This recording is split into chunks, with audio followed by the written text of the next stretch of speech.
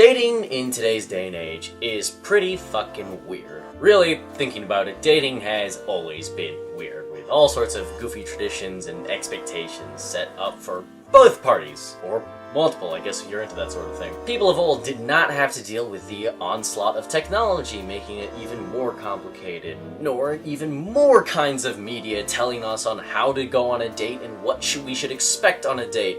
And there's so many different kinds of dates to go on, and there's so many options that sometimes it's just paralyzing. So I would actually argue that dating is the most complicated it's ever been in the history of mankind.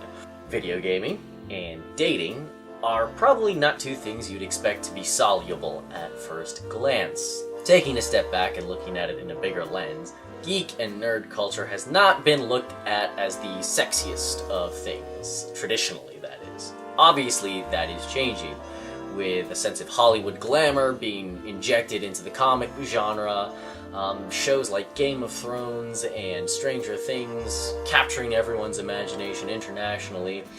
And then really what it boils down to is nerdy kids from 20 years ago grew up into nerdy adults and got to do really cool shit and prove to the whole world that, well, this stuff is awesome. Plus, a good number of these people ended up on the front cover of magazines like Vogue, Playboy, GQ, so when you land a gig like that, that pretty much nullifies the idea that nerdiness is not sexy. So how has this shift affected gaming and dating? Well, again, taking another step back and looking at the general technology-ifying of our daily lives, there's just so many ways that technology has impacted the dating scene, from all sorts of websites being able to use algorithms to find a perfect match for you, to more casual dating apps like Tinder, Grindr, Bumble, and that one that you can go on dates based on what you hate. Social media making it unbelievably easy to stalk people, creep on people, look through everyone's history, see how many of their exes they still have as their profile pictures, and fall in love with people halfway across the globe that you're never gonna ever meet. So that's great. One of the things that technology has brought as well is the infamous Netflix and chill. For those of you not in the know, Netflix and chill is essentially a euphemism for let's go back to my place and have sex. Particularly rampant amongst college campuses where it's just too much effort most of the time to go out and do something. This just became an easy and quick sort of go-to lazy date almost. It's really more just a glorified hookup without saying explicitly, hey, let's go and hook up. And it's garnered a bit of a reputation for being a sort of, like, creepy, sleazy thing, just because people, like, I don't know, over-persist and over-insist on, oh yeah, let's Netflix and chill. And then when someone calls them out on, you're trying to have sex with me, they're like, no, I never said let's have sex. I never said let's have sex. I mean, if two people are compatible with each other, and they're having a good time, and the relationship is headed in a healthy and positive direction, regardless of whatever stage it is, by all means, go ahead and Netflix and chill. Or as Luke Cage calls it, grab coffee. This being a video game blog, we like to live up to the motto of leveling up. So it got me thinking, what is the next step to have a better, less creepy version of Netflix and chill? Again, this being a video game blog, you probably know what the answer is. Playing video games is a great alternative to Netflix and chill. Number one, it actively engages both parties to achieve a goal. When you and your player 2 are engaged in a game, the game demands a good amount of your attention, energy, time, and effort into it. And if you two are working together to achieve something, this means you must also divide some of that energy and focus to your partner as well. Establishing a sense of communication, genuine listening, and actual sort of interacting in conversation is always an important aspect of any date, regardless of whether it's a first date or 20 dates down the road. Things like saying your date's name, bringing back information that they previously stated at a later time in conversation, showing that you listened, that you remember, that you cared about what they had to say. These are all important things in fostering any relationship. In the movie theater, you have all these signs saying, please don't talk to each other. please don't communicate with each other. Netflix, granted, there's no warning sign that says that, but the idea is still there and that you two will watch this movie.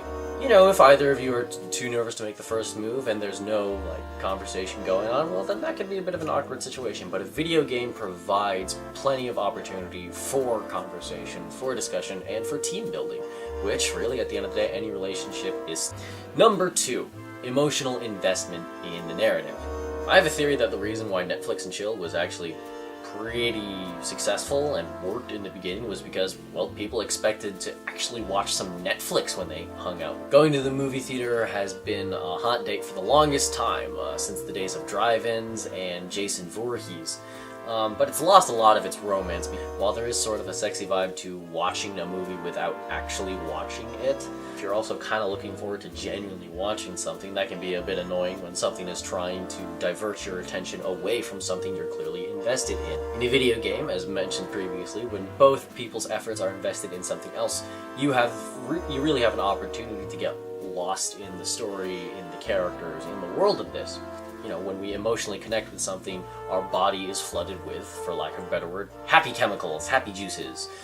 You know, things like epinephrine, adrenaline, serotonin, oxytocin, dopamine. Our body is literally filled with chemicals that put us in a good mood when we're invested in a story. And, you know, it doesn't take a genius to know that a good mood usually equates to a good date, or a better date.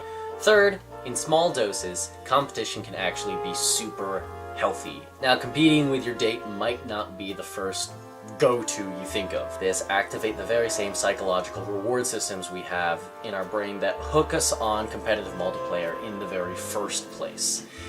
And that floods our body, again, with happy juice, makes us feel good, stuff like that. And on the other hand, it also encourages communication through sort of playful banter and heckling, or if you're feeling brave, flirting. Now, this flirting doesn't have to be anything extravagant or explicit or super over the top. It can be as simple as just acknowledging that they pulled off an awesome headshot or got a great kill, or just simply admitting that you were beaten by your date. And those compliments go a long way. And the competition doesn't even have to be within the regular confines of competitive multiplayer modes in the game. It could be as simple as who can last the longest on a 5-star wanted level in GTA 5, or who can do a Mario Kart lap the quickest, or who can blue shell each other the quickest. There's so many options out there, even outside of traditional head-to-head multiplayer. And fourth and finally, video games are just really, really fun. Honestly, with Netflix and all sorts of video streaming services, we fall into this habit of having movies and TV shows, whatever, become background noise, stuff we do when we're bored. And that kind of ruins the sort of romantic or date vibe of the idea of, like, watching a movie not in a movie theater. Because it's like, well, I could just be doing this by myself alone, but here I am stuck with this guy or girl or whoever you're dating, just like doing what I normally do alone. Alright, this is a great idea. Well, a video game, you know, takes effort, and a video game with someone else in person has become so rare now that's probably an interaction that a lot of people haven't really had. And if they have had it, you know, it's probably from a long time ago when video games were still a lot newer, and those are good memories to sort of relive. A final reason why I think a gaming in session is better than a Netflix and chill session is kind of weird, but hear me out. When you say to someone, hey, do you want to come over to my place and we can just play some video games together? They actually have quite a few excuses to get out of this date. It's a lot easier, and it makes a lot more sense to say, oh, you know, I don't really like video games, or I'm no good at video games. It's a lot easier and makes a lot more sense for a person to say, to use an excuse such as, oh, I don't like video games, or I'm not very good at video games, or something of that nature, than it is to say, oh, I don't really like movies, or I don't do Netflix, or I'm really bad at Netflix. Like, what would you do, like, if someone ever said that? Now, yes, to you, that's kind of shitty, but it is an added layer of comfort for the other person, which is also really important.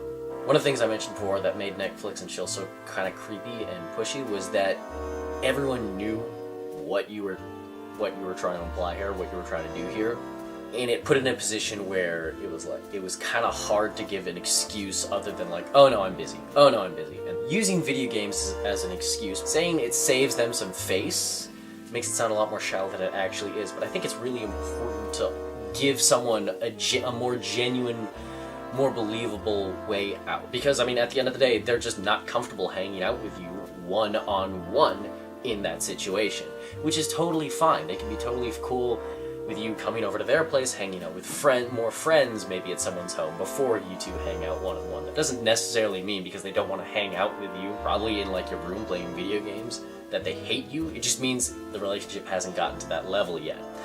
So these are just a few reasons why I think a game in session is much better and much healthier than a Netflix and chill slap session. Please like and share this video if you found it interesting. Subscribe to G.E.N.T's YouTube channel for more content like this. And follow us on Facebook, Instagram, Twitch, Twitter, and Tumblr. This is Jaime from G.E.N.T. Thank you so much for watching. I'll see you next time. Level up!